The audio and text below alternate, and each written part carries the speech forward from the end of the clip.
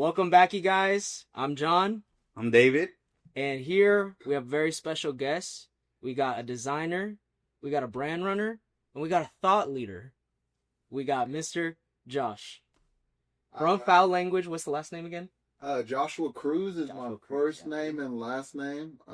We run Foul Language and Foul Kids. Those are the two branches that we run. Foul Language is the brand. Foul Kids is going to be the design agency.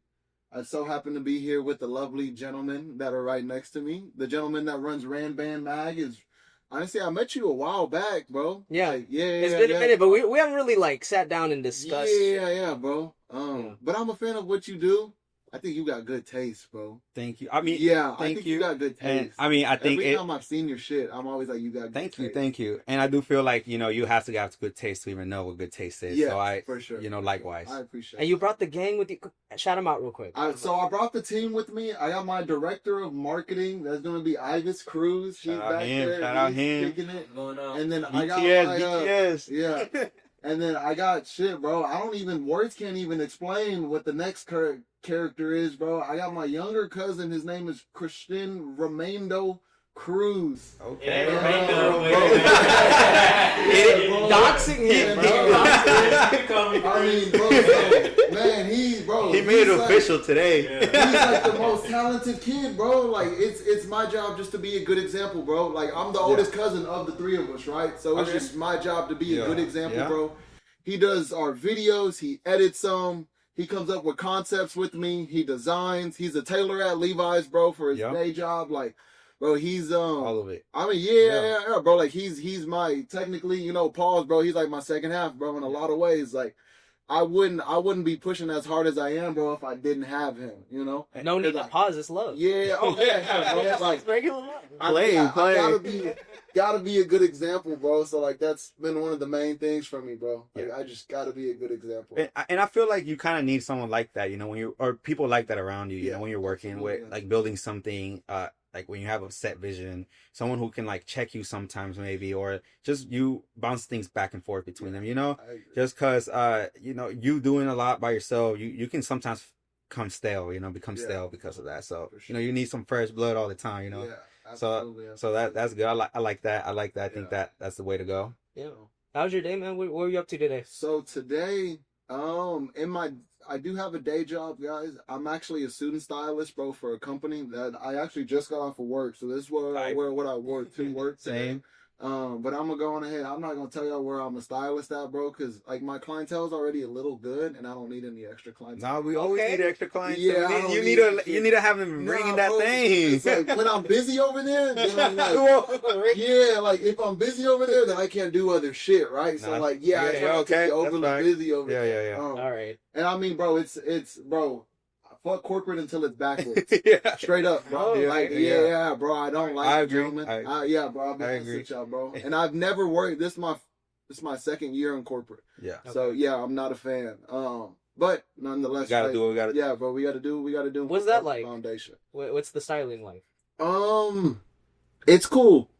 My job is to get you as comfortable as possible, broaden your spectrum. Most men who wear suits, they know what they like, or you absolutely don't know what you like at all. You don't know your suit size, so it's just my job to trial and error with you. Like, let's try some stuff on, bro. Let's see what works out for you. Colors, combinations. Everyone has their own swagger too, so like my job is just to basically like elevate your personal swagger. Like certain things will look good on me that don't look good on you. Certain things that look good on you won't look good on me. Right. Yeah. Because everyone has their body types. So that's bro. That's really what that one is. What's the biggest challenge there? Getting people to kind of like open up, honestly. Right. Yeah. Like try new things. Suiting is suiting is one of the oldest like menswear things. Like right. So that, and then the lingo, like the menswear is like, bro, once we start talking about lapels and all that stuff, it could sound very much so French. Right. If you don't understand. I get you. But it's cool. Yeah, and there's like a lot to it, right? Like I think people just kind of see a suit, they go to a store and buy a suit, and like it's just like, oh, it's good, but then you're talking about like the way the button is, It's the way very the where it detailed. ends, you know, like Very the detailed. the handkerchief you have on, you know, the way how low it sits. Yeah. Like I know I've listened to a podcast about it, with on where they talk about they dig deep into like it was like a whole hour of just them talking to like some English tailor about it, and I never knew about it, and like it's just interesting because like it helps, you know, it helps you what you do elsewhere, right? It Like does, yes. like it's just you kind of translates in a way. It's just probably a lot more structure where you work. I'm assuming, you know, just For because sure. it's a big company, Yeah, whatever yeah, whatever it might for be. sure. So I think that's cool that you just kind of do that to. Do you do that just to stay like on your toes? You know, have a job like that. Yeah. And also, bro, like once I got a little bit older, they kicked me off my mom's insurance. Okay, So, like, yeah. I wear contacts and glasses, bro. So technically, I needed insurance, bro. Yeah. Right. Yeah. So that was like one of the benefits of it. I mean, bro, I get, you know, but that's the best part about being a student stylist, like, is the fact that I get to access a part of my brain that I don't always get to use for foul language and Yeah. foul kids. Yeah. And like the certain attention to details for like the suits, Mm. trousers, Mm. handkerchiefs, bow ties, Yeah. etc., cuffs, like Right. everything. It's all matters. I mean that does come into play though when you're creating collections, right? Exactly. So I mean, you say it's more technical, but I mean, like how much more technical? At the same time, probably Okay. like foul language could probably be a little bit more technical. Is there a world where there's a foul language like suiting? Yeah, I think so. Okay. That's a great question. Yeah. I think so. It's definitely something I want to get into, bro, when that day comes.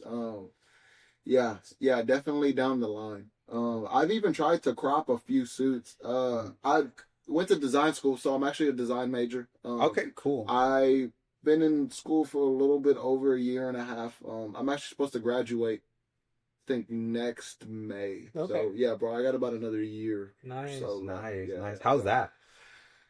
It's cool. I think my favorite part, bro, is my favorite part is the people you meet and like certain professors. Okay. Yeah. That being the best part, bro. Like I've met like the Rap Simmons kids, like all of those guys, right? Like guys who are not remotely into just classic streetwear that I grew up on. So like Yeah. I got the chance to grow up during the blog era, which we all did, bro. Like the Hundreds, Crooks and Castles, Black Mhm. Scale, 10D, Karmaloop. Stussy, Karmaloop, Joe Fresh Goods. Like I got the chance to really come up during the best era of streetwear, in my opinion, which was like that early 2010s and up. Because that's when streetwear really took its like set its tombstone like within the whole place of street culture, of fashion, like right after the FUBUs and all that, right? Because they were calling that urban, like they weren't even Yeah. calling it streetwear yet in a lot of ways. Mhm. So that was bro, like I got the chance to really come up during one of the better times of streetwear. Supreme, of course. How do you feel like that era affected what you're doing now? It's one of my main inspirations, bro. Yeah. It's one of my main inspirations. Like, just the concept of being yourself is like, bro, we lack that. Like, I can't be no one else but like myself, Right. bro. Like, it's really difficult for me to try and be someone else. Like, I wish I could. Well, no, I honestly don't wish I could be someone else, bro. I like Right. being me. Right. I like being me. I mean, what about it like inspires you specifically like from that era? Is it the fact that they were out here blogging talking about like the shit that they thought was cool, or like what about it? So I can give you an example. So a few examples would be I'm pretty sure y'all are aware of the artist by Dom Kennedy. Don Kennedy. I've vaguely I've Kennedy seen during the yeah. blog era, bro. Mm. He runs an independent label called OPM. OPM stands for Other People's Money. Mm. And the whole time, bro, that he has this label called OPM, Other People's Money, he's actually funding everything himself.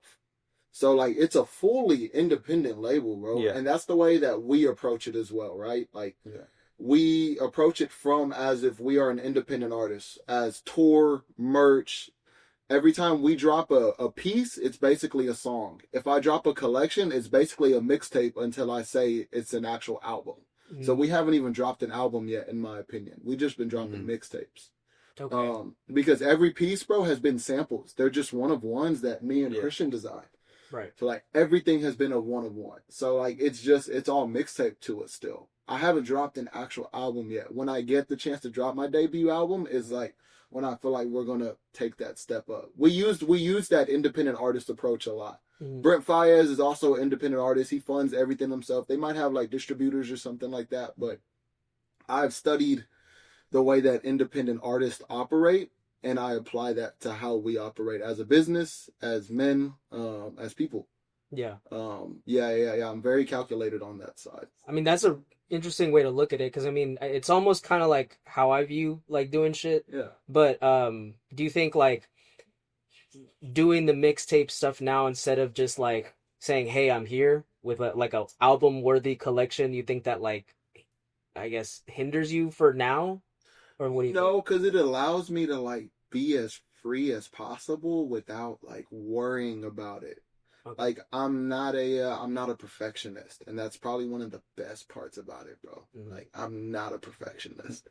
I just, bro, my job is to get it done, and I'll get it done to the best of my abilities. Sometimes it won't be necessarily the best or the sharpest, but it'll be the best that I could do. Yeah, Um, that's good. Yeah. Do you feel like you just said you're not a perfectionist, but do you feel like when you comes the time that you're gonna want to drop an album per se, like in your words, do you think you will become one? Maybe to some extent. Yeah, maybe to some extent. Just that way it's a little bit more curated. So that way I know the difference between my mixtapes and my albums, right? What would be a key difference? Yeah, That's a good question. Ah, man, y'all are hitting me today, my boy. We're not gonna play. Like, yeah, for real. That's a good one. That's a good one. Key difference on that one would be attention to detail. We're already very attention to detail, but it would be attention to detail. And man, we're aiming, God willing, bro. We have been having conversations with a few different sponsorships that are definitely looking out for us now. So I want to be able to apply that too. Right now, bro, we throw everything independently. We talk to the homies whenever they're willing to look out for us. They've allowed us to use their spaces. All the shows we've thrown, we're on fourth collection or fifth collection, including the collection about nothing. 5. Probably 5, yeah. So yeah, bro. So the collection about nothing, Union Station.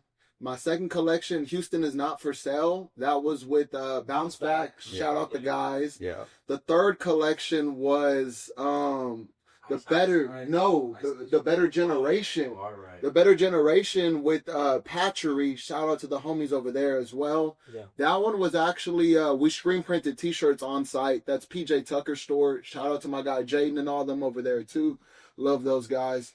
The fourth was Ice House Radio. Love Sean, love Jackson, bro. Those guys are great. If any of y'all know what Ice House Radio is, post about 70 DJs. They're probably our biggest like DJ collective we have in Houston. Really moving. Yeah, they're great, bro. They're just so genuine. Bro, Jackson is like, bro, that's like my OG now, man. I love that guy. I have a lot of love for him, bro. Yeah. And then the fifth, we just dropped our first collection out of city. We dropped for South by Southwest at a Latin festival. Yeah. And that was through the homie Vintage J. And that was like, bro, the response to that was insane. I didn't expect it. We've never used Latin anything, right? Obviously, we're all Hispanic here. And we've never used that before, bro. And that was crazy. I've never done that.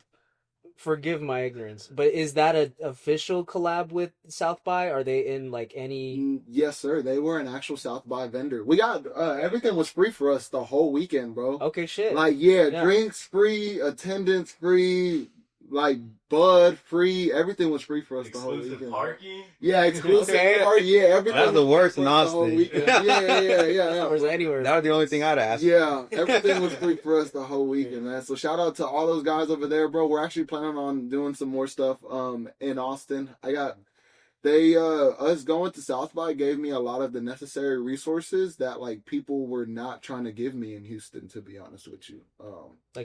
You want to speak on it? What's the difference? Bro, like, so y'all are from Houston, and we know like Houston is a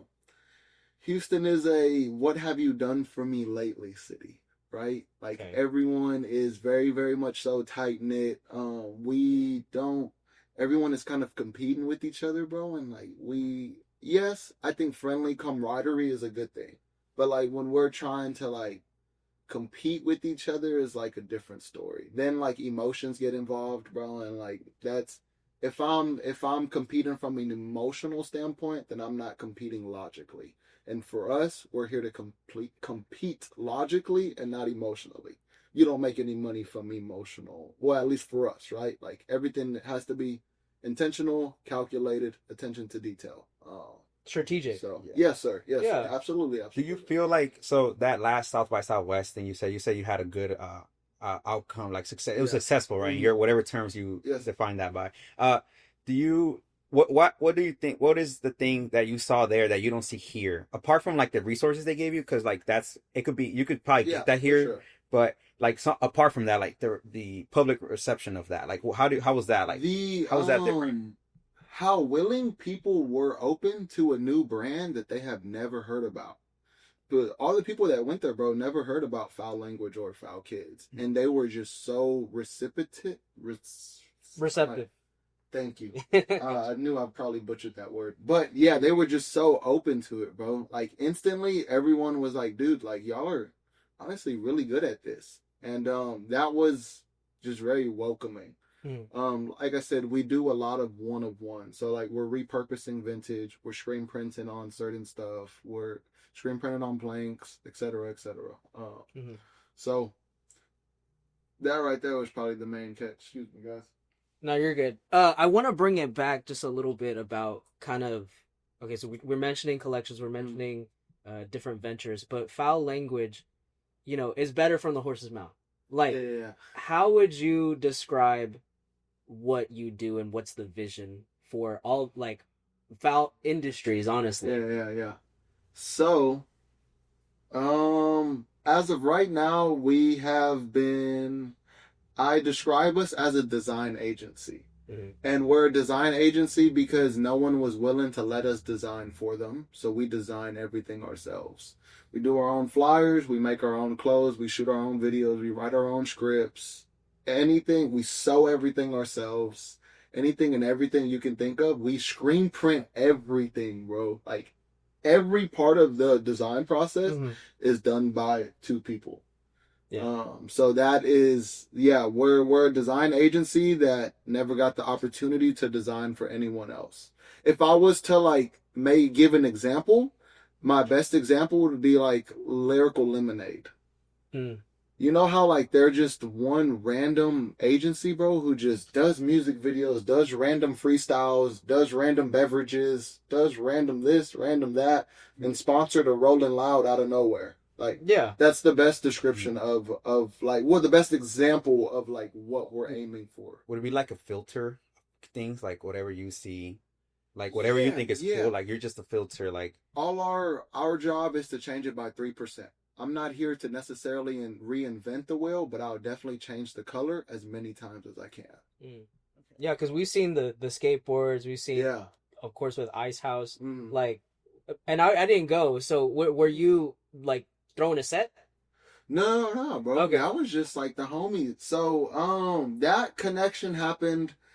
So one of the homies that I used to work with at J. Crew, he's the men's stylist at J. Crew. He ended up connecting us, and he was like, I got this guy who's super talented. He was like boasting me or whatever, bro.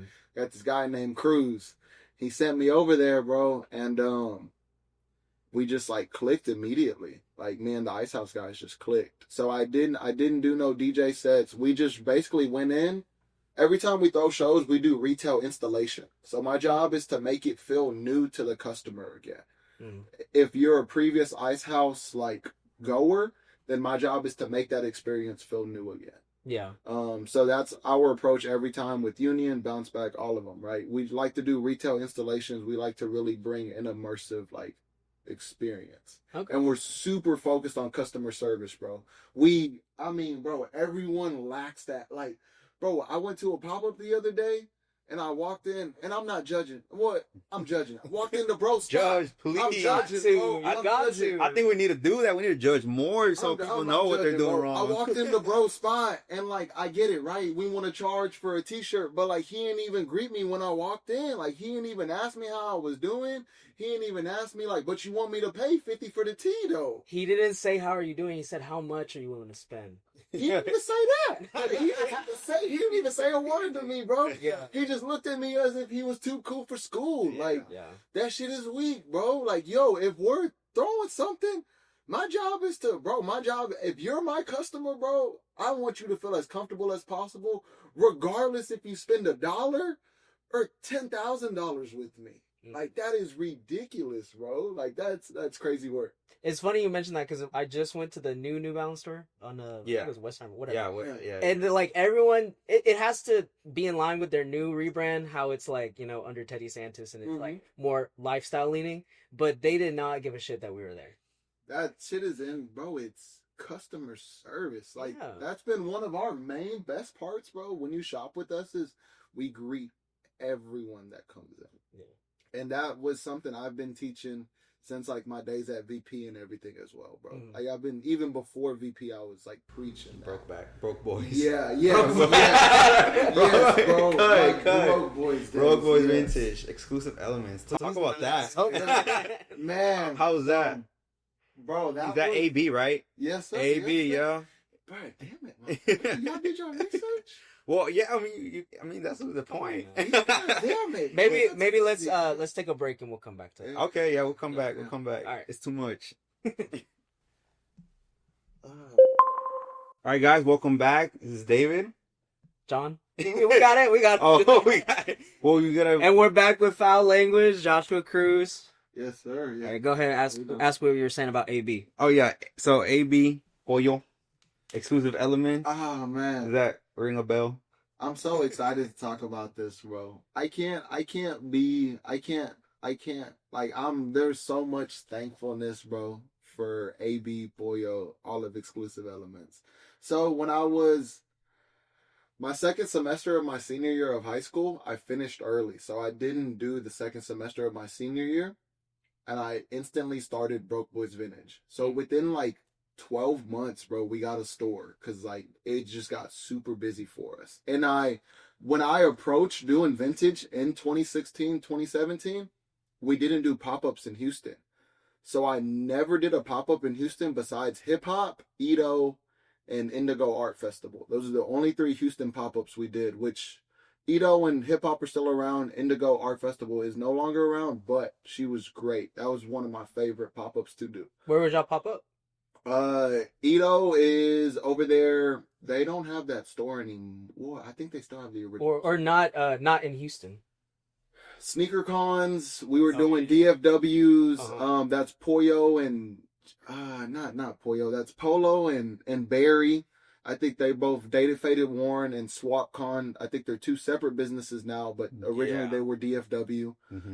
Those guys, we did Kixlahoma, which was all the way in Oklahoma. That's kind of thick. That's a fire name. That was thick, bro. Yeah, we drove all the way. I didn't trust there. the name. Like, I don't know if I want to go over there. That was crazy, bro. Was it an good? 8-hour drive. Yeah. At that time was, what is this, 2020 maybe? Or like before? Like 2018. 2018. So, I mean, you know, it was so many events starting to like rise up, right? And it was just hard to trust them for me. I remember it was. When did you graduate? High school? I graduated 2017. Oh, a year after me. That's crazy. Yeah, bro. So we just instantly started. It just started running and gunning. I used to be a manager for Hibbett Sports inside of Alameda Mall. I used to manage. I was an assistant manager there. And I used to have this customer come in, and he was bro, and his name was AB. And I was always like, you know, in a lot of ways, bro, like, I don't know if I can say this on camera, but I was getting a couple pairs of certain shoes, right? And I would sell AB certain pairs, and I would maximize my profit on like 1 or 2 pairs. And it's not that we were necessarily backdooring, because that's not what was going on, but like I would get my hands on like allegedly. Oh, like there's no size over an 11 back there, you know. So I used to sell like I used to give AB a good price, and then I would maximize my profit on my size pair. And that was how me and AB just built that relationship, bro. He used to come in and see me in Hibbett. I think he was selling paint at that time frame. So like he was just he might have been like a sales rep for paint. So like he would go around to different businesses and stuff like that. And AB was one of those guys, bro, like honestly, he believed in me, bro. For whatever reason, AB and Poyo believed in me. I didn't meet Poyo till like the day we fucking damn near signed the lease, bro. And that would end up being my guy too. Poyo was working at the plants at that time, and AB hit me up one day. I just so happened to be in the area, and he was like, "Yo, I'm thinking about getting a store at Pasadena Town Square. Are you down to go half?" I was like, at that time frame, bro, like, honestly, I'll be honest with you, bro, like, I was getting money. So, like, I was like, come on. Like, You were manager at Hibbett's? I was an assistant. Yes, sir. Okay. Yeah, but that wasn't even, like... But shoes were just popping. Shoes yeah, were just popping. And it was, like, I was getting more bread off of hustling, though. Like, okay. all the pop-ups were really good. Yep. Of course, I'm, like, selling sneakers on the side. Offer up Facebook Marketplace. I was even buying sneakers from certain people, but sneakers were more so a passion thing for me. I wanted to be like Michael Jordan my whole life. I didn't grow up to be 6'2", was 6'6", 218 pounds. That was Michael Jordan's playing weight. He only played at 218. How do I know that? And dribbling. Michael Jordan. So we know why you know that. You love Michael Jordan. Yeah, bro. Too much of that. But go ahead. Yeah, so that is pretty much how that started, bro. I was getting a little bit of cheese at that time frame. Young, though. I mean, we're talking 18, 19, bro, and I would walk around. And this is pure ignorance, bro, and pure stupidity. I would never do something like this now. But I used to walk around, like, with a wad of money in my pocket, bro. Like, that was how I was feeling. Yeah, bro. Had some soup on me. Like, it's crazy. Spaghetti in my pocket. Some fettuccine. Yeah, I mean, it was nice. It was nice. I would never do nothing like that nowadays. Okay. But yeah, bro, it was cool. And AB hit me up. I'm down. Got the store. Shit, bro, grand opening. Got fucking sold out of like 80% of my stock. Grand opening, like, yeah, bro. What was in cool, there? Man. Yeah, what was curating that time? It was a different time. Curating, my game was low-key a volume game, bro. Like, I was always cheaper than everyone else. My prices at the store were $15.50, $25.50, $35.50, $45.50. Mostly, I didn't have stuff over. If you were getting anything over $50, it was because you knew me personally. That was when, like, I would have all the rap tees and stuff behind the door. I'd be like, that's such a round two type thing, right? Yeah, where they have the other store, like, oh, like only the cool people can go back. Yeah, bro, and like only the homies would get access to that stuff. The Big Head Rockets tees, good Stone Cold tees, like just certain stuff. Like, yeah, bro. You might have sold that to him. No, not that one. I would say where I got it, but I don't care for that place. So. Ooh. Cut. It's okay. Next. Anyway, what they do, yeah. Okay, so you were doing volume, but like, I mean, that's a good business model. Just selling by volume and really like getting people to know the Broke Boy's name, right? Yeah. For sure. And that was what the whole thing was, bro. Was just like a volume game for us. What became hard was trying to maintain stock because I was selling stuff. Mind you, I'm still my profit was definitely, I was 80-90% profit, bro. I'm getting stuff for.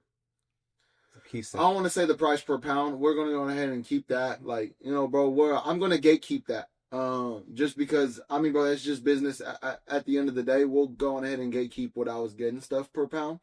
But I was getting stuff at great prices. And me selling it at 15, I was still 90% profit.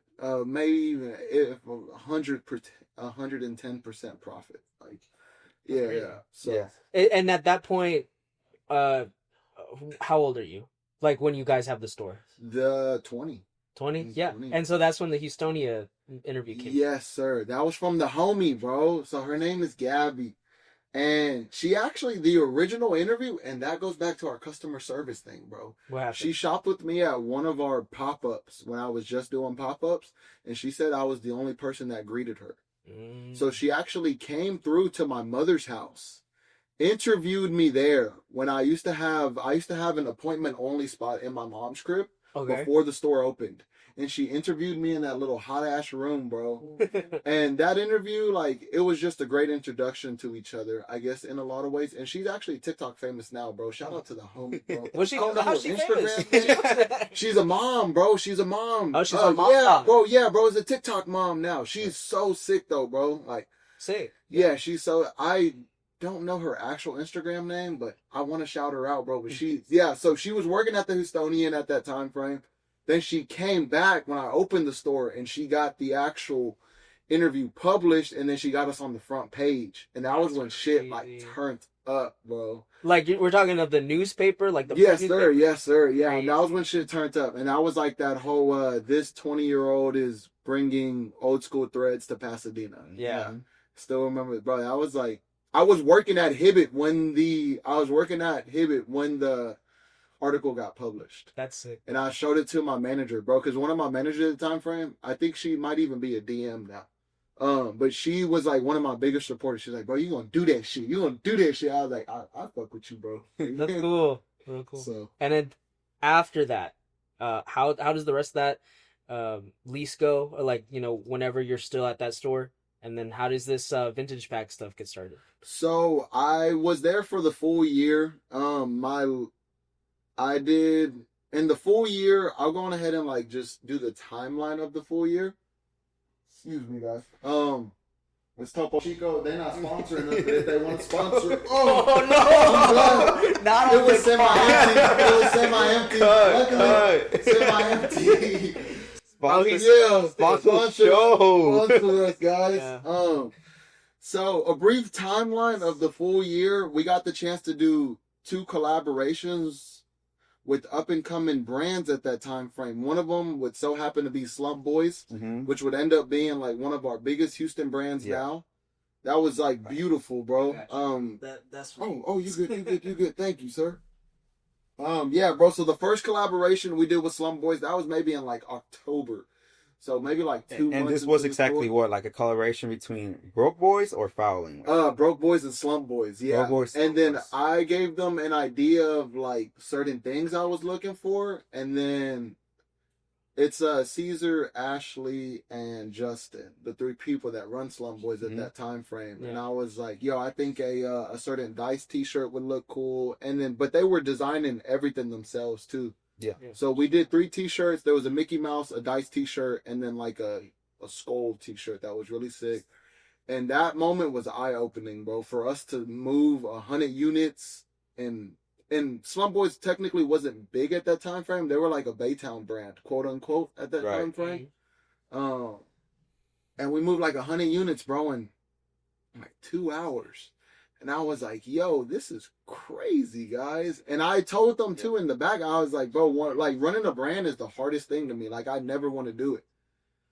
Here I am, 6 years later, right. trying to run a brand. I mean, you work with some of like the best in Houston, and you kind of get that. You know, you learn from that. So. Yes, sir. Yes, sir. So we got the chance to do them. I got to shout out the other homie. And then we would end up doing another collaboration with Friends Only. I think they now go by Tomorrow Never Comes. That's the homie Jalen. I actually went to high school with Jalen. Jalen and Mondo, and they were all seniors when I was a freshman.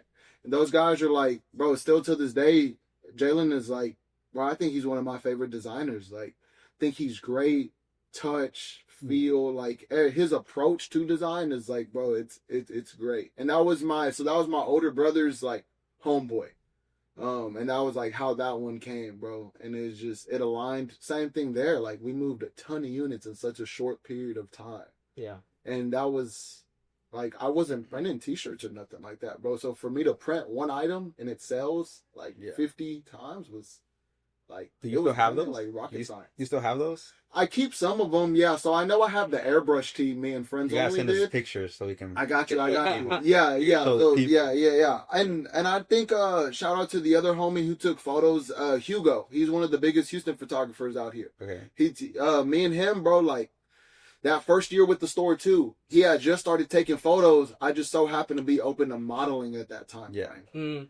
And bro, I was just like, me and him would go out random places. We would just take photos, and like he linked me in with a lot of people too, because he's a little bit older than me, and he's, I mean, bro, one of the Houston's best photographers right now. I think he's the Dios photographer now.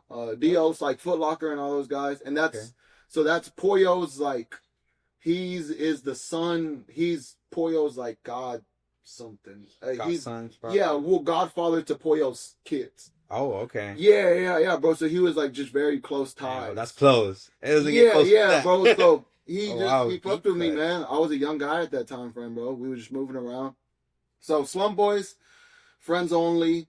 Then I ended up me bounce back, which was at that time frame they were going by Space City Vintage Yup. and Vintage Man, which he also goes by Umberto Leal, which who I would end up starting VP with. We did a collaboration in the store together too, where I had 2 other vintage guys come and set up. Okay. And we did great that day too. Paul Cantu came in that day too. That's been the homie for years, bro. For years. Like that's like a personal friend, bro. Like that's my guy. Y'all's voice is kind of similar. I'm not gonna lie. Me and Paul's? Yeah. I Just think slightly. Paul, yeah, bro. Paul's from Dickinson, so Okay, so close to you. nah, I'm from the southeast. Okay, So, like, never yeah, mind. close He enough. knows. Yeah, He Yeah. brought the thread. yeah, close Pasadena, enough. come on yeah, now. bro. Close enough. We haven't Close enough. covered where he's from though. Yeah, born and raised Kind of a from the little bit. southeast. There you go. Yeah, born and Covered. raised in the south. Okay, there we go. We covered it. And then bro, my last 2 days at the store, I hosted like the biggest $5 sales in Houston up until that point. There's definitely been bigger ones now. And when my goal the whole time was like, I want to see a line outside of my store. That was like the goal the whole time from 19, 18 years old. I was like, bro, I just want a line outside of my store as if I'm Supreme. Yeah. And for like 3 days in a row, just line wrapped around the deadest mall in damn near Houston, bro. Mm. And that was like, it was so beautiful, bro. Right. Like I'm so grateful for that moment. You think moments like that are what bring the motion to you, or do you think it's just all through networking? I think a lot of it comes from, like, that looks cool on camera, I'll be honest with you, bro. It looks great for, like, the public perception. But a lot of it is, like, how I treat people, bro. Like, I came in talking to y'all as if, like, I've known y'all forever. And this is maybe me and you've had we've had a couple conversations, right? But we've never actually sat down and had a conversation. Yeah. And a lot of it goes into how I treat people, bro. Like, I don't treat anyone as if I'm better than you. I don't treat, like, nah, bro. Like, if, nonetheless, right, you're on some fuck shit, we probably not gonna speak too much. Yeah. But, bro, if you cool and if you have a vision, bro, me and you were talking about marketing for your magazine on Instagram before we had a conversation in person. Right. And that was just like genuine shit, bro. Like I kind of learned marketing for Facebook ads and stuff like that. So I'm gonna give you the game if I. I even forgot about that. That's Yeah. You cutted me. Yeah, bro. This So is like, your job. yeah, bro. Like, yeah, anything like that, bro. Like, I'm open. Like, if I have some sort of information that can be given, like, I'm very open to Except it. the price per pound. Besides certain things, for sure, right? Yeah. Because, like, man, when you speak about the rag house, bro, there's so many politics. Man. Yeah, no, that is true, right? That is very true. Yeah. People get, you'd rather just stay Bro, quiet. I couldn't even, if I went to the rag house and I wore that t-shirt, I would never find another Stone Cold t-shirt. Oh, because they know what you're looking for? Now, because I'm wearing it. I used to go in, bro, to the rag house, like, With rag Monday tees, through, like- Monday through Friday, bro. Like, bro, we was there at 7, 8 a.m. For fucking almost like 7, 8 years, bro. That's wild. Yeah. That's why I can never do what the resellers do, man. Y'all.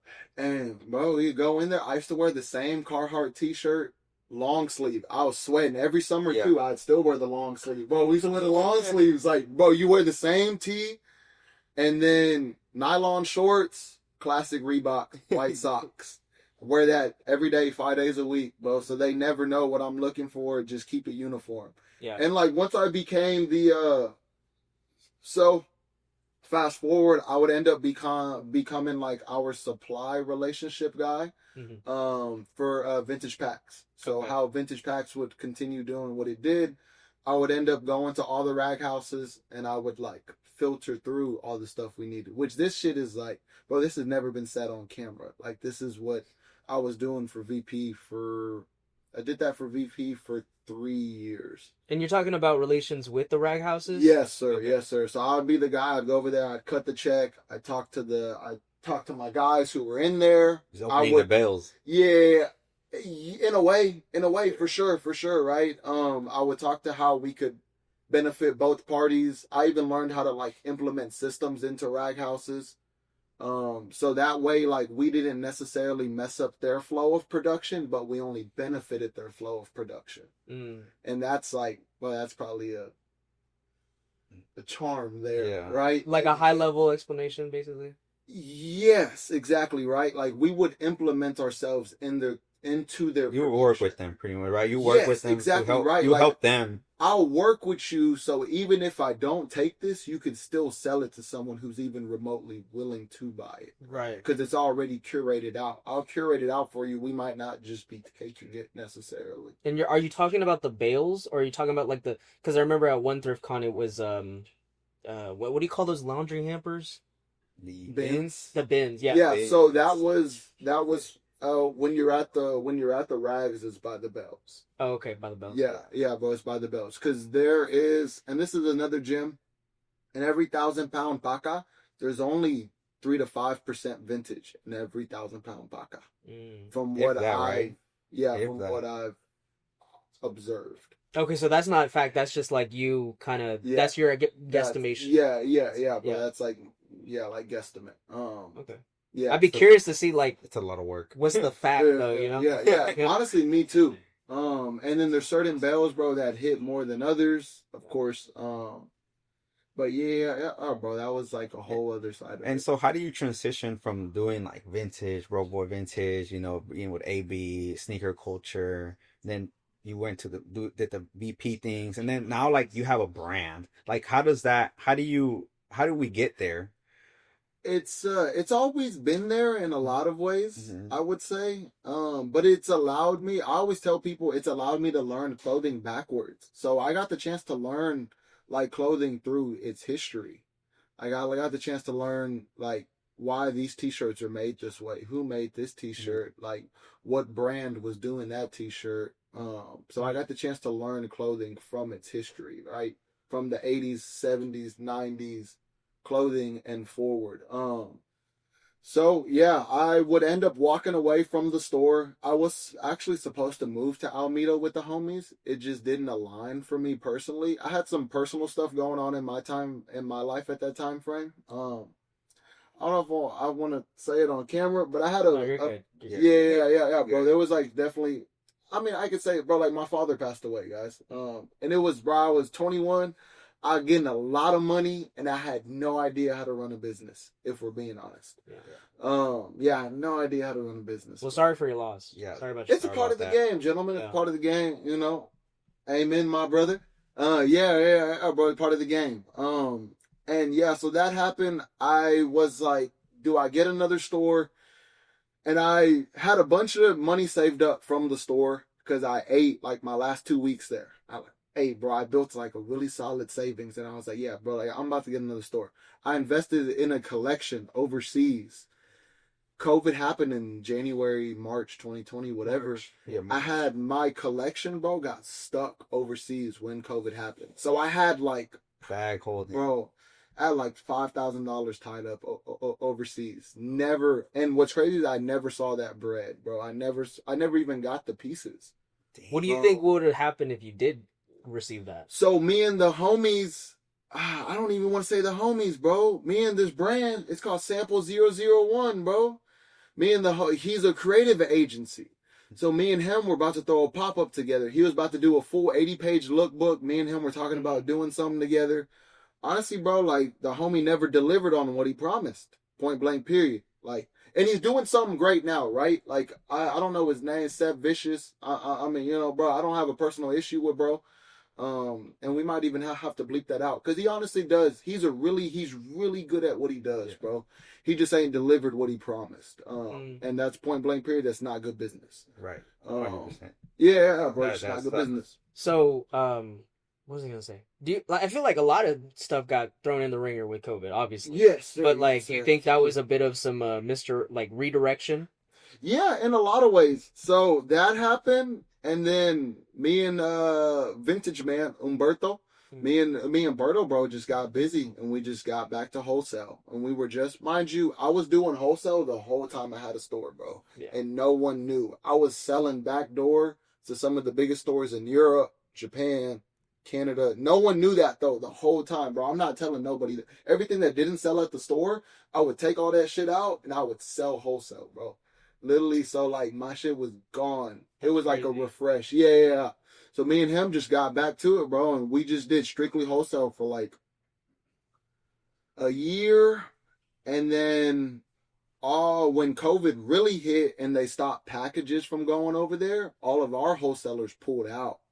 So me and Berto were technically left, bro, with a bunch of clothes, and we was like, holy fuck, dude, we have no idea what to do. And Berto had this concept, and he was like, the thrill of thrifting in a mystery pack. And that was his concept, bro. Like intellectual property, all of that belonged to Berto. He was like, bro, like we need, like bring the, I guess, like wholesale consumption in a smaller variety, direct to consumer. Yeah, exactly. And bro, when you look at VP, like it was the average price of like $13 per t-shirt in a 3-pack, give or take, and that's great compared to paying 25, 35, 45 for a tee. Yeah. And we had shit, bro. We were doing wholesale for a year. I told my older brother, his name is Jesse Solis. He was one of the founding members of Vintage Packs with us. And I told him he was a photographer for a marketing agency. He worked with like Uber Eats. He worked with like Cryo. He was great, bro. One of the best photographers I've ever seen. He's not a photographer anymore, unfortunately. But he was at that time frame, bro, he was maybe like 5-6 years into photography. Damn. Working with those big brands too? Yeah, bro. Yeah. Uber Eats, like he was doing really, really good in that aspect. But like, I think we all know like creative, like sometimes it makes money, sometimes it doesn't. Yeah. But he was working for an actual agency, so he was doing well for himself. So I told him, and I mean, bro, like he quit his job and VP started like that same month, and we ran these Facebook ads, marketing, like, and it took off, bro. Everything was pretty much organically. We went from no followers to 10,000 in maybe like 3 months. Crazy growth. Then from then from that, and that was like the mastermind of Berto. Like Berto was really good on that. What do you think the main like factor to growth was? Marketing and curation. So like people were eating, like it was our job. We viewed Vintage Packs as like Pokemon cards. So like one in every 5 packs, like it gotta have a Stone Cold. It gotta have a random rap tee. Like it gotta have a random Marilyn Monroe $500 t-shirt. Like, so how did that back end of that work? Because I remember that, and me back then, I was just like, I feel like they're not putting, like you're just picking it and then like, oh, it's good, I'm gonna take it to the side. That was my consumer, like not knowing anything, right? For sure. How do you build that trust with people? Like how do you do that? Because that was a big thing. I think you guys came at the right time. That was at the right time, right? It's really difficult. How do you build that trust? I think the best part about it, bro, is it's really hard to build that trust to like answer your question. But we were genuinely doing that, bro.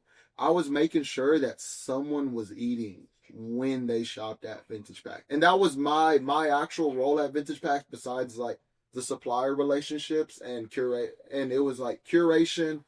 I was like our knowledge guy, and I was our operations manager, and I would also help out with design and creative direction. Yeah. That was like my main role within Vintage Packs. Okay. And I made sure, like, bro, I made sure that somebody ate. Like, we always throw a good t-shirt in there. And then we had reseller packs. Like, I did all the reseller packs and wholesale stuff for Vintage Packs. And then we had guys who were doing just the regular 3, 5, 10 packs. And that was a shout out to the homies as well. That was my boy Brian. That was Jen. Jen and Christian were our first employees. And then Brian came a little bit later. The packs, are you saying like the bales or like what are you talking about? Vintage packs. Yeah, they had like a thing, right? Yeah, we were 3. Yeah, you could get the mystery packs for Vintage Packs. You could get a 3, 5, and 10. And t-shirt, sweatshirt. Was there like category like $100, right? If I remember that correctly. Not necessarily category. We did our categories was based off of pieces. So 3, 5, and 10. So not like okay. And then everything over 25 was a reseller pack. So that was what I did. So if you bought a 25-piece windbreaker, that was considered reseller, and I would curate that as if I was going to a pop-up. See, and that was kind of like at the time it was pretty changed. Like it changed a lot of things, you know. I think so. Yeah, Luckily, at least I yeah. think the Houston, it was in Houston, right? Houston, like it's such a Yeah. big like price per pound type of deal. So like that's easy. I feel like easier to do in Houston. That's not that it's easy in general, but like it's easier to do. So I think it changed the way it kind of changed like the way things were happening because people. I'm pretty sure y'all were doing lots of orders, right? Like we were people, doing great. like y'all were doing Yeah. lots of orders. So like Yes, sir. it just changed the way people started buying stuff. Yeah. You know, I remember even, bro, when I had the VP Instagram, I would be stressed out, man. Every time I looked at those DMs, bro. How many DMs at a time you think? But the DMs were crazy, bro, and they were cooking us like they were fucking. Oh my god, bro! At least 100 a new day. Yeah, it's because it was kind of boom. fun. It was kind of fun, right? The posts y'all were making, right? They were kind of like Yeah. like funny and like They were. so people and were. that's, bro. That's the brilliant brain of Berto. Berto's marketing approach was great.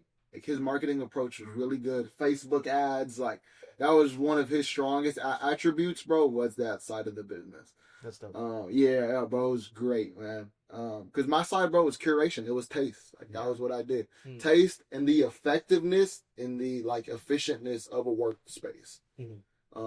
So yeah, bro. It was man. I mean, bro, but like past a certain point, and that's where VP Benz came into play. We started getting so much, bro, that like we was like, we ought to start to sell it by the pound ourselves. Another venture, right? Like another way. Yeah, but it was outlet. through VP, and that was where like I mean, shit turned up, bro. VP was like one thing, and then as soon as we introduced VP Benz accidentally, Yeah. then like Well, shit. that was I mean, yeah, like that stuff. It was fun though. Like you know, it was fun. Like I never personally went on the bins because I was usually vending, but it looked fun. Like it looked like the concept of it. You know, like going in there, you might find this or that, and like anything you grab from in there, it was good. Like there was no real BS in there. You know what I'm saying? Like so it was all curated. that was so that was so fun. Like Yeah. like not like I said, I never did it, but like just looking from the outside, it looked fun. All it did, so the only stuff that went to VP Benz was the stuff that couldn't pass like QC for vintage packs. So like if we washed it and the stain didn't come out, we would throw it to VP Benz. So kind of like the B-sides? Yeah, bro, Great. and it was still great. It was a Nike outlet. yeah, and it was still great though. That was the thing, right? Well, Like, I mean, it is. That's what I'm saying. it could Nike end outlet is up being good. that Stone Cold T-shirt, but there's bleach stains. Yeah. And if we throw that to someone on vintage packs, they would complain, bro. That's the crazy part. Right. Okay. Like, bro, you just came up on a T-shirt and you would have And complained. I feel like that was Houston, though. Houston, we get so much clothes. We're a port city, so it's just like. But this is Everybody- e-commerce, right, This yeah. is e-commerce, I so just- we're not even Bro, dealing why? with Houston, Yeah. bro. We're not even. Oh, so you were getting complaints from people like. So Yeah, like there bro. would be complaints about small minimal rips. Yeah. Or like bro. a mini Oh, eight. Well, I also feel like that came because like a lot of people were starting to know what vintage really was. Like I've gotten those complaints to where like I'm like, oh, why I'm paying $80 for a shirt, but why is it red? I'm like, well, it's kind of cooler now. Yeah. Yeah. But The problem really was that people thought it was a brand new T-shirt. Yeah. That was really the thing. Like that was the problem. They didn't understand like what vintage was, so they understood it to be like a brand new piece of like clothing. it was called vintage packs though. Yeah, like we broke down the concept so simple, Exactly, but they that was would always cook us for it. Exactly. So we were like people's introduction to vintage, bro. Like, Yeah. That's So what the it way- felt like, right? yeah. Just So I those used to preach complaints, it like a lot. And I was like, bro, vintage packs is low key the packs in a vintage. Like that's really what we are. that's what you felt like. Yeah, bro. We were like the introduction of it, right? Like when you go to Paxton, bro, and you're like, oh, okay, like I see a NASCAR retro T-shirt. I see Ben Trill. Yeah, I see it. Because you Like, kind of mainstreamed the bins then, and that way, like just because they were like very well curated, like that's what it felt like yeah. they did. Because I mean, there's a reason why ThriftCon partnered with you guys. Yes, sir. Yes, sir. So I don't know if we were the first people to do the bins. I don't know, right? We could have been, or at we least might good have in a not good been. way, because Yeah. people would do stuff like that all the time, like the mystery packs. I remember the mystery. Yeah, It was a big people thing at a did. point, Yeah. and it would just be like a lot of BS, except unless you were an influencer, right? Yeah. So like, I think you Yeah. being an honest person, like you're telling me right now, that you were just putting real good stuff in Yeah. there, and like that's why you were the. It's not who did it first, I guess who did it best. So. Yeah. I agree. And that was bro. So that was definitely one of those things. And when VP Benz came into play, what was the first ThriftCon we did? That's a great question. I don't know. It had to be at least Houston, if I had to guess. Bro, because we did Steve Francis. Was it the San Francisco one where we did the? Nah, because that was another.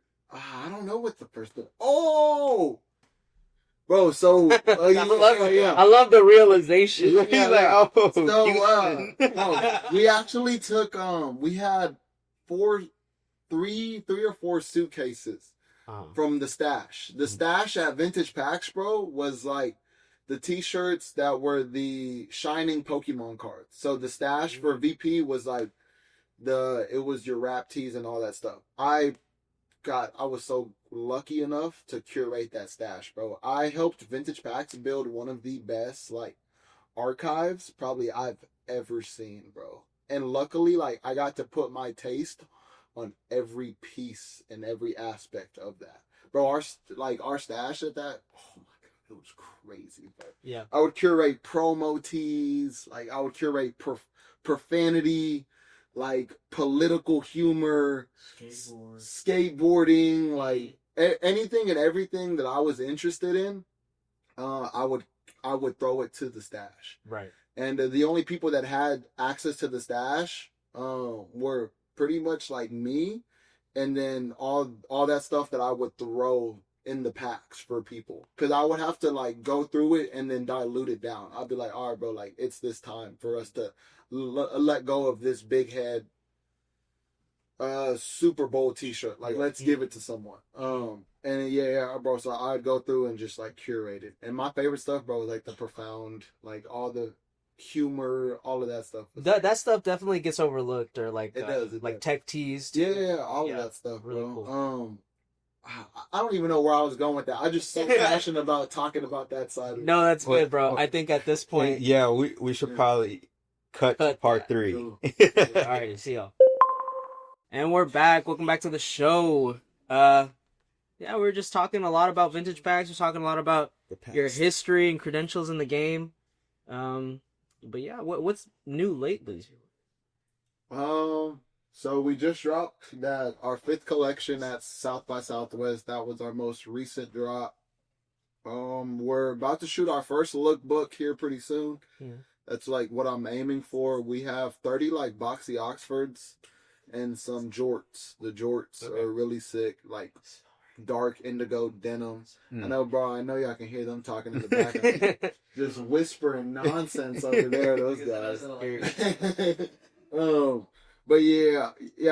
So that's what we're planning on. Me and Christian have another collection we're aiming to drop here pretty soon.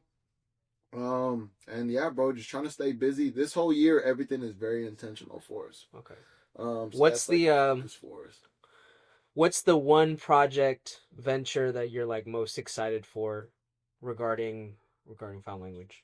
So and this is like, it almost doesn't have anything to do with foul language, but it does all at the same. I've been building an investment portfolio for foul language and foul kids. Okay. That has nothing to do with clothing. Has everything to do with just trying to be financially literate, bro. Okay. Yeah, so that's like one of the main things. I got like an investment account, bro, through a bank and all that, and I'm trying to like build an actual investment portfolio. Mm-hmm. That way, like when mine and Christian kids go to college, bro, like we get the chance to be able to pay for shit like that. While still, of course, like the brand is always going to be the brand, and the goal is to build a brand that's here for the next 20 years. Because it's also like you don't really hear brands talking about that. Well, one, because I'm sure financial stuff you really can't you can't get aside from like the wealthier generation and like being born into that. So like how did you learn about that you could even create an investment portfolio? Well, one, being in business from a young age, and then two, I mean, shout out to all my Jewish homies, bro. Okay. Jewish people are great, man. Careful there. It ain't got nothing to do with me, bro. But like bro, whenever we talk about business, bro, like some of the Jewish homies are the perfect homies to talk about business with, man. Like as far as politics, bro, I'm not too informed, guys. I'll be honest with you. This has nothing to do with politics. But as far as we talk about business, man, like yeah, bro, just talking to people. So like, man, one of my main attributes, bro, is I'm a good talker. Yeah. Man, yeah, bro, I'm a yapper. Yeah, point blank period, bro. I'm a yapper. So like that's probably one of the best things about it. And what's crazy is I grew up with stutter. So y'all probably have maybe heard it here and there, but I actually grew up with like an actual stutter. I would stutter on the same word 20 times, and people would look at me crazy. Did it get better over age? Oh yeah. Well, I mean, bro, you just like continue talking more. You just get a little bit more confident. You hear, bro, you sound like a broken record, like a million times. You sound, the Water Boy, Adam Sandler, bro. So like you know, bro, you hear stuff like that as a kid, like it just kind of builds like thick skin, and you just can't be scared to talk. And once you start hustling, like selling stuff, you gotta talk. Yeah, that's right. So yeah, bro. And that's so. Actually, I got a question for y'all, gentlemen. Oh, okay. How did y'all get together, bro? Because I've met y'all on separate occasions and didn't know that y'all would end up like doing a joint venture. How did we get together? I like this look. Yeah, bro. How did y'all get together? Well, we met at Roundhouse. Remember, I went to Shout see. out to homie Fab. Yeah, absolutely. So we both thought Fabs. Yeah, he was releasing the doc that you had done for Yeah. the vintage stuff. Oh yeah, And he was a Shout out premiere. Muhammad, man. He shouted me out. Yeah, he shouted me out. You weren't there, right? Yeah, I was there. You were there. Okay, yeah. So I you was did there, it I in was there. person. Uh-huh. Oh, I don't remember. But yeah, It was a lot. It was a lot. That at that point, his crew was like 4 people, right? Yeah. And then I met Jackie there too, and I was just kind of like talking to everybody who was there. And then I don't know, we'd see each other at trade by nights and all these other events, and I'd be like trying to get closer to everybody, and then with him it'd be like, yeah, what's up? No. After we had like a good conversation at the watch party, and at what point did we do this stuff? I forget. Honestly, I feel like that it just felt natural. I think it felt natural after was it trade by night? One of the trade by nights where we just started talking. Oh, the full court one. The full court, yeah. It just felt natural, and I was That just was like, the most recent one, right? Yeah. no, second, yeah, Or it not the was. most recent. Oh, because the recent one was at the list. Yeah, bro, at the new studio they did. Yeah. Yeah. Shout out to homie. Yeah. No. And then we all went out to eat. It was like a big group of us, and then we were just chatting. Yeah, we were just talking, and I was just like, well, I'm interested in like being a part of this. And really anything in Houston, because like going back to what you had mentioned earlier, where like it's competitive and this and that. Yeah. I was like, nah, I feel like I need to do the opposite. I need to like start building with people. So I was just like, hey, how about this or that? And I mean, one thing led to another, and it feels like a yin and yang almost deal. Yeah, twin. It started with like twin trim. and it started with like him wanting to be a sponsor potentially for like Tarsos, Jackie, and him. Yeah. That's under the wraps still. I actually gonna ask you about that, bro, because I do want to take out an ad, bro, in the next magazine. But that's down the line, bro. Yeah. I mean, no, pretty soon. Come on, down, bro. We're getting an ad in this next magazine, bro. Come on now. Please that happen. So, we kind of just the 3 of us would meet and talk, and then at some point we would just have a lot of conversations about how we want the scene to change, and things are just too surface level right now. Yeah. And so that's kind of what I'm going to ask you next, is just like how we feel about it is, one, we could collaborate more. One, we could be less like closed off, kind of how you mentioned. And then just like, we like to make moves. We want to, like as corny as that sounds, like we want to have build and link, and, for sure. And just do cool stuff and not even care about like what people think. Really. What people think or making Yeah. money. You don't need to make money all the time. We could just do cool It's shit. important. It's It's important. But So we don't. Yeah, it's not the driving factor here. Yeah. So to flip that on you, biggest gripes in the Houston scene. I mean, you mentioned it earlier about how like you went to Austin and it's totally different, or not totally, but It is. what is Yeah. what is your outlook? So Houston, honestly, we've had good responses from Houston, but it's like, so this is the way I've always looked at it in a lot of ways. If I was to drop like a screw cup T-shirt or like, and it's no disrespect to any of the homies that do it, I'm glad that we're highlighting our culture that we definitely grew up in, et cetera, et cetera.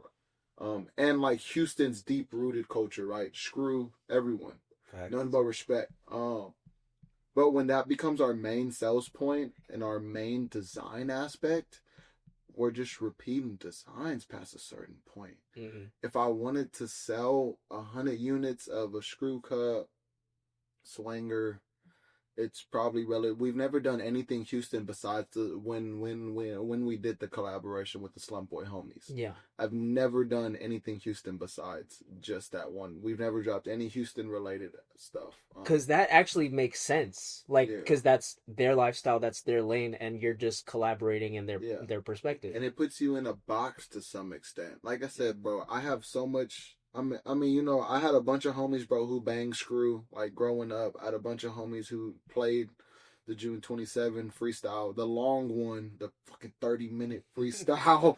I had a bunch of homies that played it, bro, like the Mo City Don and everything. ABN, ESG, like all of that stuff, bro. I got the chance to grow up on that stuff.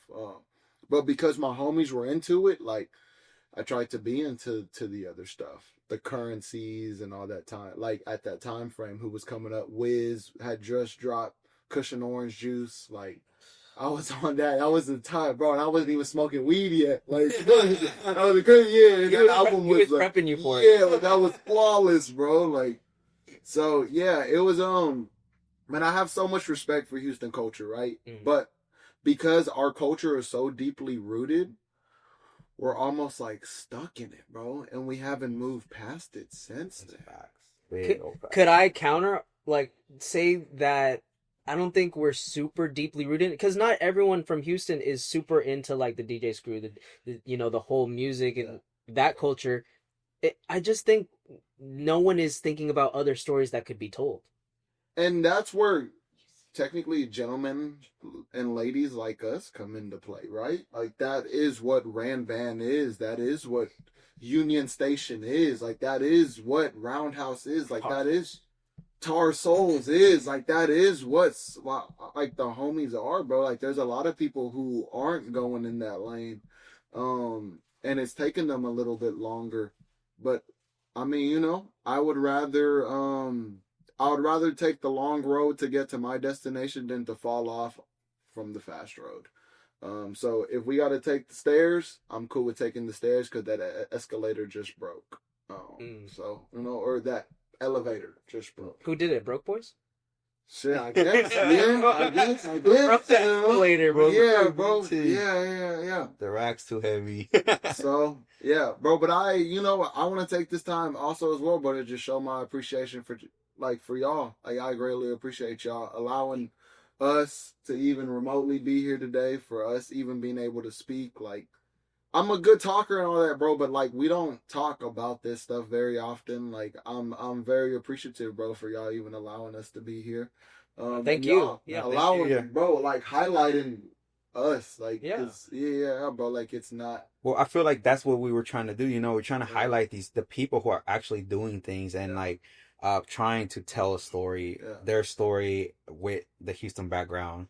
Maybe in the future, not necessarily that we're gonna need a Houston background, but at least, you know, now I think there's a lot of things going on that just like anyone who's doing anything right now is just not highlighting, or we're just like brushing off. So it is very like surface level. And to build off of it, it's like local media is actually really important, you know, because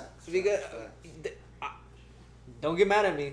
I love Complex, and like I hate Complex. And so me watching that, you know, like maybe 2015, 2016, that You era. got highlighted by Complex, bro. Yeah. Hey, secret shopping with John Nava. He didn't.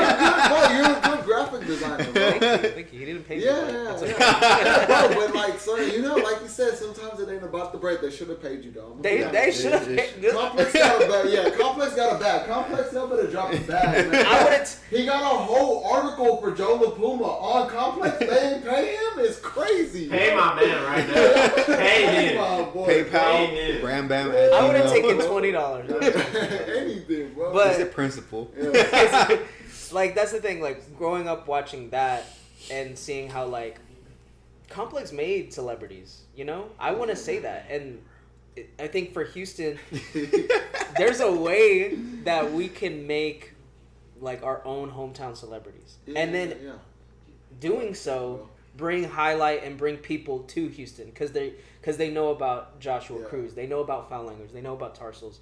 And so, I mean, that's what we would like to do. So you know what's crazy is, bro, is like and this is such like a simple goal of mine, and it's a beautiful thing at the same time. My goal, like past a certain point, was always just to be like a really cool young OG. I just wanted to be like the guy who had did it in the neighborhood, who was doing well, who was setting a good example. Who had like a lot, who had good core principles, ain't on no fuck shit. Ain't on no, I ain't flashing no money. Ain't none of that, bro. We just did great business, and we built a business who was here for the next 20, 30 years. Right. That was like just super simple, bro. I mean, that's how you grow a community, right? Like people like that, you know. And I feel like you I mean, you kind of brushed on it, but how would you like to involve the community more in what you're doing? Like, to be that person. I want to start doing interactive experiences, bro. That's next. Doing like workshops. Okay. Like if we could have 5, 6 screen printers on site, not screen printers, but like heat press, and then we have like pre-cut out vinyl. People will basically make their own t-shirt, make their own jersey with designs of our choice. You can cut them out. You can do whatever you want with them. You could choose placement. We definitely were aiming to do workshops at some point. We definitely need a little bit more capital for something like that. Which that's what a lot of stuff goes back to is going to be your funding, your capital, and your foundation. Right now, a primary focus.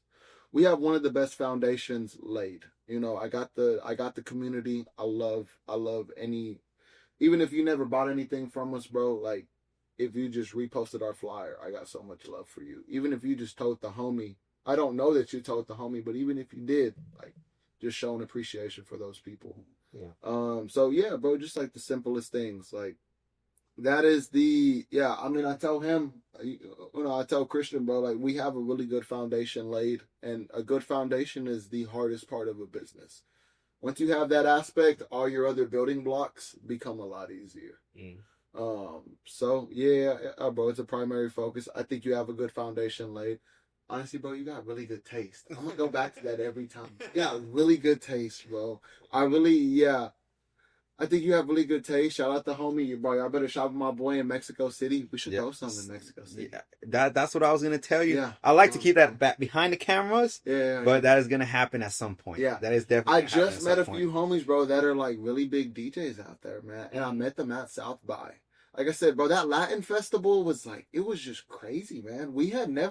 I've never used Latin in anything, bro, because whenever you're Hispanic, when you're overly Americanized, the Hispanic culture, like, almost like shuns you, bro. Like, they don't even support you as much, my boy. It's weird. So, like, for us to get that was really, like, for us to get the love that we did was really cool, bro. Like, I enjoyed it. And I see that, you know, just doing a lot of business out there in Mexico City, like, or in Mexico really in general. We've been all over the states. It's the opposite over there, you know, like you're here, you're Hispanic or Mexican, whatever you may be. When you're over there, you're just an American. Like, you get the same treatment no matter where you are, you know, if you're not very involved with the culture 100%, you know. So, and that's why I've been trying to, like, kind of merge it with the little space that we have and whatever it is, like merging that, like, those cultures together.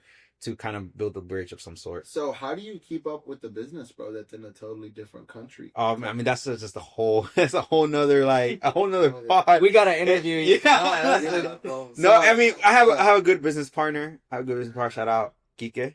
Cool. Shout out my boy Kike. Hey, And Kike, G. I fuck with you, my boy. And you'll meet him. You'll meet him. I mean, Yeah, I'm sure we can cool. work. Big. He's a DJ. Like I said, throws events and stuff like that. And I mean, it's really just it's so hard because you're not there and you're not seeing what people are wanting, or apart from what's in the sheets, right? And it just really goes. I really like. He was mentioning the other day he could make me like a data sheet, and I was like, I really kind of go off vibes. What's the name of the store? Oh, Sistema.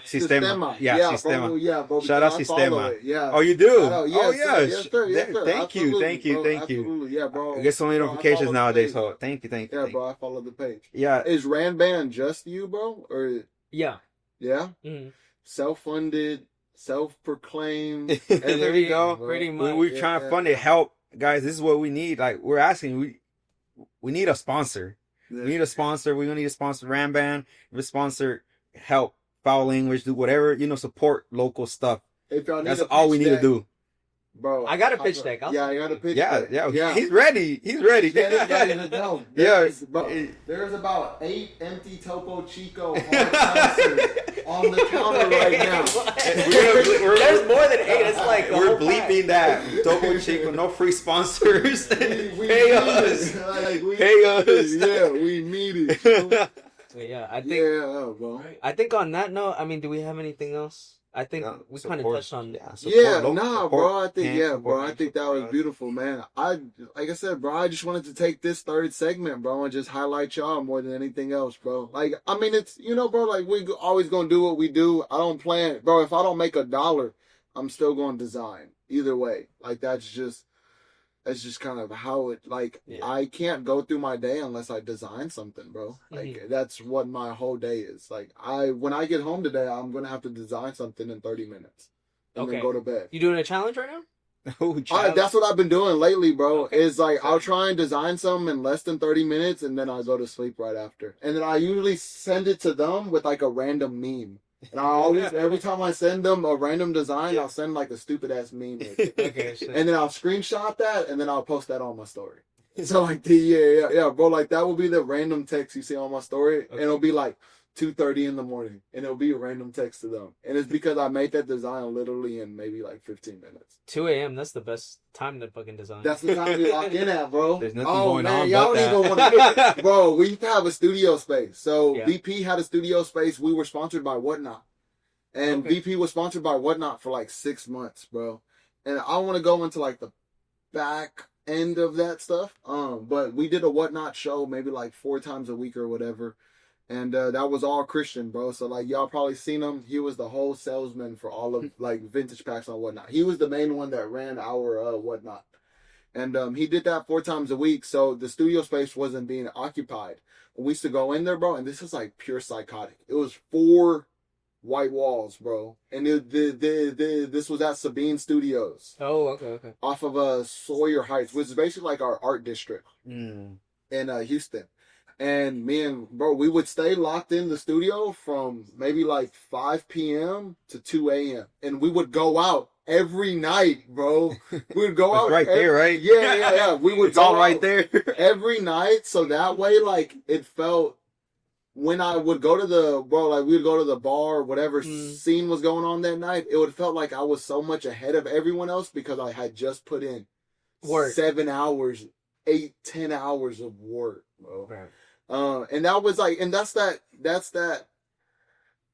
camaraderie, right? Like, it's okay to be camaraderie. It's different when you're competitive. But yeah, bro, it's like, however, that Kobe, that Mamba mentality, like The Ronnie Feig mentality, honestly. yeah, bro. And that's, man, we didn't even get into inspiration, bro. That's crazy you said that, bro. For sure. When I got into Kid, like, oh my God. Yeah. I don't want to say it, bro, but like a lot of the Ronnie Feig and Kid shit, bro, like Joe Fresh Goods, that changed my perspective, bro. Like those were my 2 favorite designers, bro. How long have you known about Joe Fresh Goods? Shit, bro. South by Southwest, 16. No way. That's wild. Yeah. That's wild because he's been, no one, a lot of people kind of get like a weird perception that like he just started like designing, right? But like if you listen to his interviews, like he's been doing this for a long. He used to work for, I think he might have been with Adidas whenever that was happening. He used to work for a marketing agency for Adidas. He used to be a sales rep. So he used to go to all the stores and then he would tap. Bro, I've seen every Joe Fresh Goods interview. I've seen every Ronnie interview. A lot of people got bad stuff to say about Ronnie sometimes, but I definitely hear the yeah, I hear the criticism. Yeah, bro. Like, I have a gripe with him, but it's okay. bro. But like when I used to wear like the A6 Gel Light 3s with like the rolled up pants, the Dolphins. You talking about the pin roll? Yeah, bro. I used to wear that to high school. Like my girlfriend at the time was like, "Bro, that shit is stupid." I'd be like, "Bro, you remember the Mercer pants, right?" Yeah. Whoa, I used to pin roll my own pants. Yeah, I couldn't afford Mercer pants. Yeah, I remember. I went to in like 14. I went to the kids store. It had just opened. Like, you know that mirror, the picture with. I've never been to the kids store. Yeah. Yeah, I went to that one. It was just it was a time. You know, it was like the whole time the complex. You've never? I've never been to a kids store. Really? Yeah, bro. I've been studying Ronnie, bro, since like 2014. It's wild that you're such a big fan and like have you been to New York? No, we actually haven't, bro. Been to First stop then. First stop. LA, San Fran, San Diego. There's a few. Vegas, when we toured with ThriftCon, like all that stuff, bro. Like all the stops. Well, LA has one too. Or is it just business when you're there? Because I get it. You know, I've been to a lot of these places, and it's just like you get there and you get out. You know. So we used to call it highway robbery. We would like hit our lick, and bro, we would drive back the day of the show. That's wild. We would start the drive back the day, and we would call it highway robbery. So we would go to these cities, bro. We'd hit our lick. Legally, of course. Legally. Yes, sir. Yeah. No incrimination. Yeah. And we would metaphor. Yeah, we would start the drive back literally that night, and then maybe sleep in like whatever random city it was. We stayed at a hotel that was across from a strip club in Arizona. Yeah. And then at 4 a.m, go across the street. Yes, sir. Just to tap in, right? Like maybe, bro, I might meet a nice lady. You know, her name is maybe like Cynthia or something like that. And like she got a day job, but she strip at night. And like she's a teacher in the daytime, she's a stripper at night. Or she works at Quiznos. You go to Quiznos, she's real mean to you. And then Quiznos is underrated, bro. We should talk about Quiznos. Quiznos. Me too. Quiznos is underrated, bro. Quiznos. Yeah. I'm quoting something. Quiznos is underrated, bro. Gentlemen, but I just want to take the time to highlight y'all, bro. Yeah, no, like, thank this you. Whole third segment, man, bro. Like this is about y'all. I appreciate my boy. I just figured out your name, bro, because everyone calls me Tarso, so it's bro. Like because Apple told me David. I just found out it was David. Yeah, that's what I said. Everyone just, it doesn't matter. It's marketing. I'm guessing your actual name is John, but you just spell it Jawn. That's cool. That's cool. Like Pawn John. Yeah, there's someone else that spells it like that, but okay. No, I knew him as Yeezid for like a long time. That's my Instagram on my personal.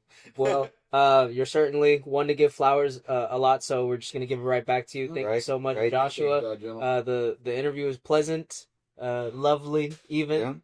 And we appreciate you coming out, man. Thank you, man. I appreciate y'all guys, bro. And if y'all got time, man, y'all feel free to y'all definitely shop with my boys Rand Band. We got a new issue coming. We also have a new issue coming, bro, from my boy Tar Souls. I just got a text from a new shorty. Shout out to her too. Okay. You can bleep that. You have to bleep that out, bro. Just in case, man. Yes. Support foul, local. Yeah, so we operate under foul language, foul culture, and knowledge ain't free. Bro, my cousin be changing his Instagram name every 30 minutes. I'm going through identity crisis. He be going through identity crisis. His name is Christian, bro. All right. Yeah. Foul language, foul kids, guys. We'll put the ads. Yes, sir. Absolutely, man. I appreciate y'all having us.